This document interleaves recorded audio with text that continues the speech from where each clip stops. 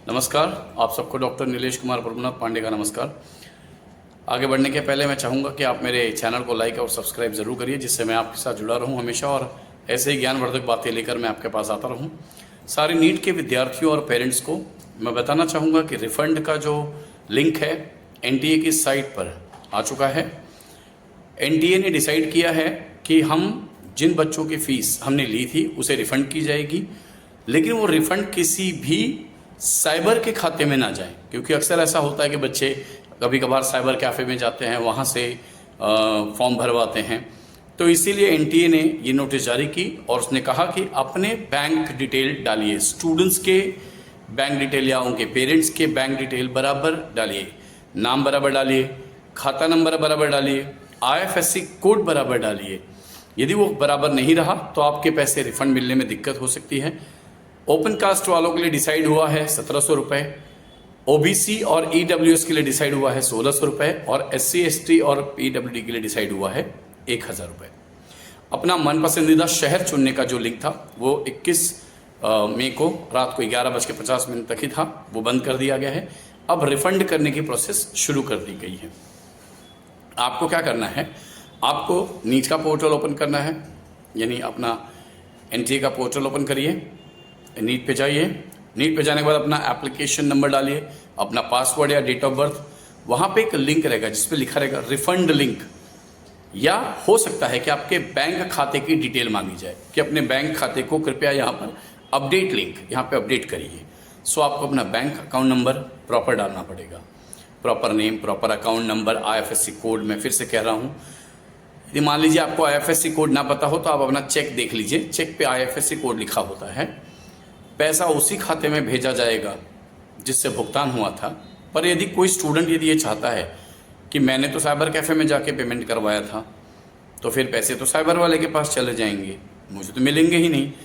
तो इसीलिए गवर्नमेंट ने डिसाइड किया, एनटीए ने डिसाइड किया कि पैसे विद्यार्थी चाहे तो अपने खाते में मंगा सकता है।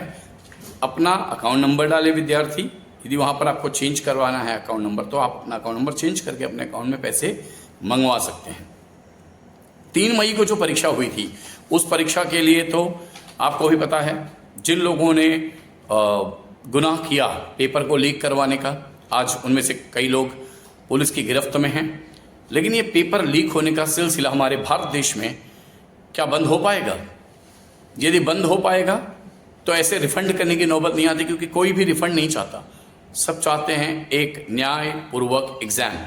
जो डिज़र्व करता है कि वो डॉक्टर बन सकता है वो डॉक्टर बने, लेकिन कृपया कॉपी करके या किसी को नकल बता के उसे डॉक्टर बनाया जाएगा तो क्या आगे एमबीबीएस की पढ़ाई आसान है? क्या आगे जो पढ़ाई करनी है वो आसान है? कब तक कॉपी होगी और कहाँ तक कॉपी होगी? सो इससे जो बच्चा बहुत ब्रिलियंट है, जो डिज़र्व करता है वो रह जाता है, और जो डिज़र्व नहीं करते वो कॉपी करके आगे बढ़ जाते हैं। कृपया कमेंट बॉक्स में ज़रूर बताएं, सो मैं आपको अपना अगला वीडियो भेजूं जो इसी टॉपिक पर रहेगा। और हाँ, सबसे ज़रूरी 21 जून को जो पेपर होना है वो दोपहर के 2 बजे शुरू होगा, 5:15 को ख़त्म होगा। पेन और पेपर मोड में ही होगा।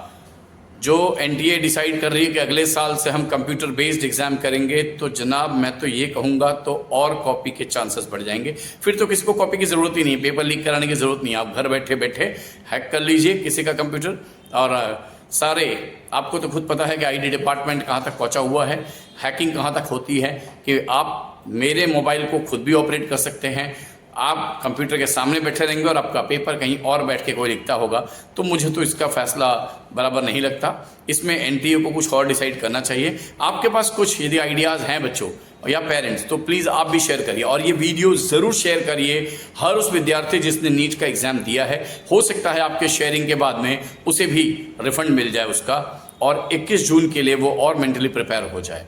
अपना शहर चुनने का तो अब ख़त्म कर दिया है 21 तारीख के बाद में, 21 मई के बाद में, लेकिन कम से कम उसका रिफंड तो उसे मिल सकता है। सो कृपया कमेंट बॉक्स में ज़रूर लिखें। थैंक यू, नमस्कार।